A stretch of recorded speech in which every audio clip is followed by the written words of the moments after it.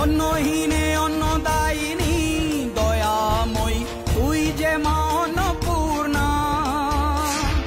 সন্তান স্নেহে তুই মা যেন কল্যাণী সম্পূর্ণা।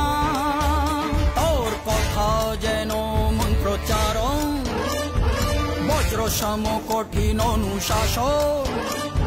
ধৈর্যেশ্বর বংশহা পৃথিবী, ধর্ম ও ন্যায়ের প্রতিচ্ছবি।